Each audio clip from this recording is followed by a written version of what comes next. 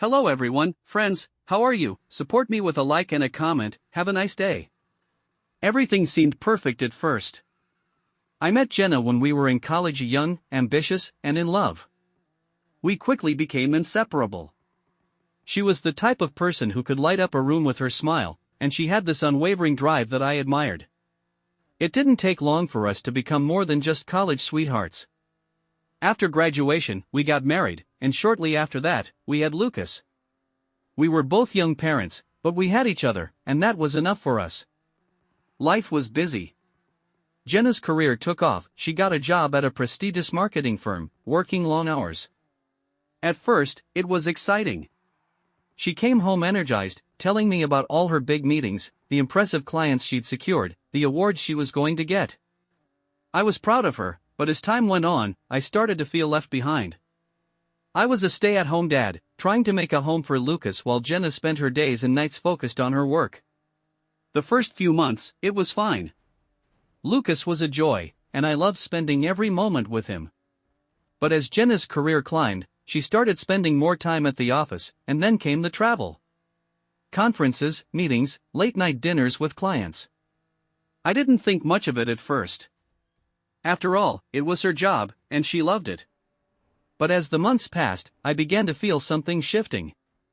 Something was changing, and I couldn't quite put my finger on it. It wasn't just that Jenna was busy, it was the way she was becoming more distant.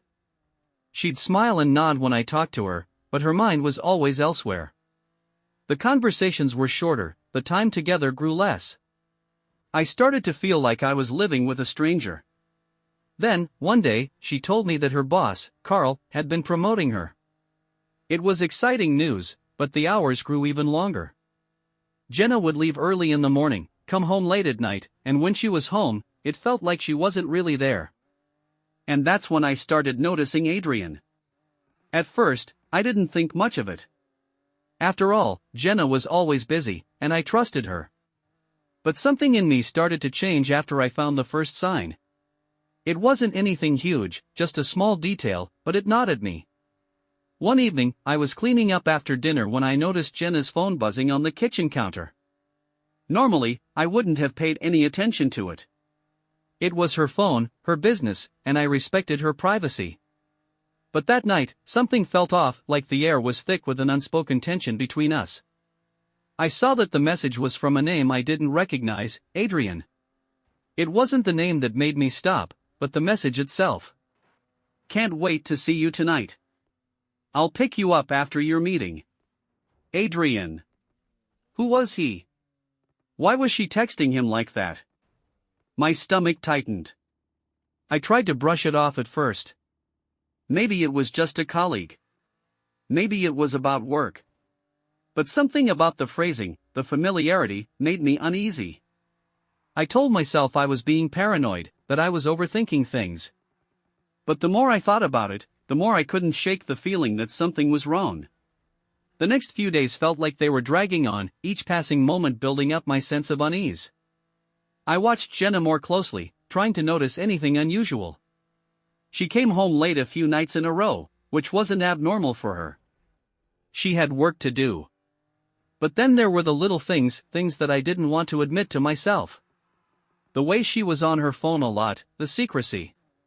When she'd get in the car after work, she'd quickly hide the screen of her phone if I was anywhere near. One afternoon, I couldn't take it anymore. I had to know who Adrian was. I didn't even think about it, I just grabbed her phone and checked the message history. What I found didn't leave much to the imagination. There were dozens of messages, long ones, filled with flirting, inside jokes, and references to things I didn't understand. But the worst part?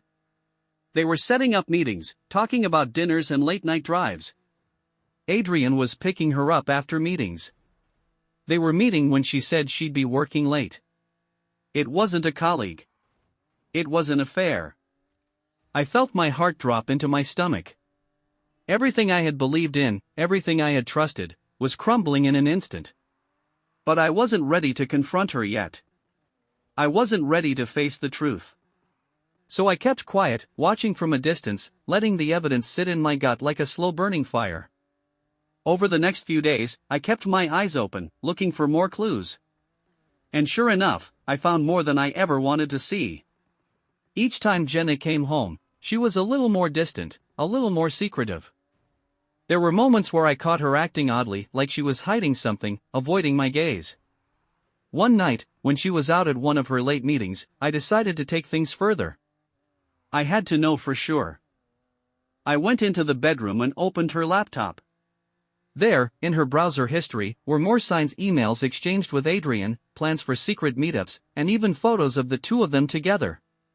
I was sick. I could barely breathe as the realization hit me like a ton of bricks. My wife, the woman I trusted more than anyone, had been lying to me. She'd been having an affair with her boss's driver. The weight of it all felt crushing. My mind raced. How could I have missed this? How could I not have seen it? When Jenna came home that night, she acted as if everything was normal. She kissed me on the cheek, asked about Lucas, and mentioned her busy day. But I couldn't ignore the distance between us. Every word she said felt like a lie, and the warmth I once felt in her presence had faded into something cold and unfamiliar. As I lay in bed that night, I couldn't sleep. My mind was a mess of emotions: anger, betrayal, heartbreak. The truth was undeniable. Jenna had been unfaithful, and it had gone on for far longer than I wanted to admit. I knew what I had to do next. The next day, I made a decision. I would confront her. I would ask her about Adrian, about the affair, and I would demand the truth. But I wasn't ready for the storm that was about to come. That afternoon, I couldn't keep the anger and confusion bottled up anymore. I couldn't just pretend everything was fine while Jenna went on about her day, lying to me, living this double life. I knew the truth now, and I had to confront her. She came home late, as usual. The light was dim in the hallway as she kicked off her shoes and called out a distracted, "I'm home." I barely responded. My heart was racing, and I could feel the pit in my stomach grow bigger with every step I took toward her. "Jenna," I said, my voice barely above a whisper. "We need to talk." She looked at me with those big brown eyes that once felt like home. But now, they just felt cold, like she knew what was coming, yet didn't care enough to stop it. "What's wrong, Tom?" she asked, feigning concern, but I saw the flicker of something behind her eyes, a panic, perhaps. She knew. I knew she knew. But I wasn't going to back down this time. "Don't play dumb with me, Jenna," I snapped, the words coming out harsher than I meant. "Who's Adrian?" Her face paled, and for a split second, I saw something real in her eyes. Fear. Guilt. She opened her mouth to say something, but no words came out. Instead, she took a step back, as if I had just slapped her. Her lips trembled, and for the first time in months, I saw her lose her composure. "You don't know what you're talking about," she said quickly, but I could hear the tremor in her voice. She was already lying. I could tell. "Oh, I know exactly what I'm talking about," I shot back, stepping closer to her. "I saw the messages, Jenna. I saw the photos. I know about Adrian. I know what you've been doing." For a moment, she just stared at me, her face pale. Then, she shook her head, trying to collect herself. "Tom, please. You don't understand." "I don't understand?" My voice cracked with emotion. "How long, Jenna? How long has this been going on?" Her eyes darted away, unwilling to meet my gaze. The silence between us felt suffocating. I didn't mean for it to happen," she began, her voice soft and defensive. "It was just one time, Tom." "It meant nothing." "One time?" I almost laughed, though the bitterness in my tone made the sound hollow. "You've been seeing him for months. This isn't one time, Jenna. This is a full-blown affair." She took a deep breath, her face twisting in frustration. "I don't need you to tell me what it is. I already know. But you don't understand, Tom. Things have been hard. You've been distant.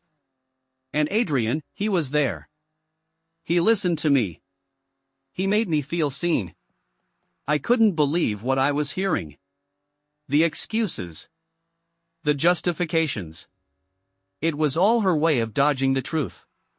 Every word out of her mouth felt like a slap, and each one hurt more than the last. You think that makes this okay? I asked, my voice rising. You think that because I've been busy and maybe a little distant, that gives you the right to cheat on me? Her eyes filled with tears now, but there was something off about them. She wasn't genuinely sorry. She was trying to manipulate me, to get me to feel guilty for her actions. I never wanted to hurt you, Tom, she said, her voice trembling. But things have been so hard, and you haven't been there.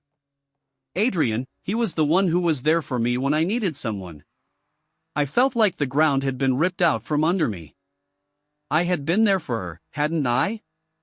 I'd supported her, raised Lucas, kept our house running. And this is how she repaid me? Who are you, Jenna? I muttered, shaking my head. What happened to the woman I married? What happened to the woman who said she loved me? She didn't have an answer for that. Instead, she broke down in front of me. It wasn't the kind of breakdown I expected. It wasn't an apology, or even remorse, it was hysteria, anger, and deflection. You don't understand. I've been so alone, Tom. You've been so focused on the kid, on everything else but me. You've ignored me, and Adrian. Adrian gave me attention. He listened to me. He made me feel wanted. You don't get it. Her voice was rising, becoming shrill, as though the floodgates were opening and all her pent-up frustration and anger were pouring out in a torrent of blame. It was as if I was the one who had wronged her.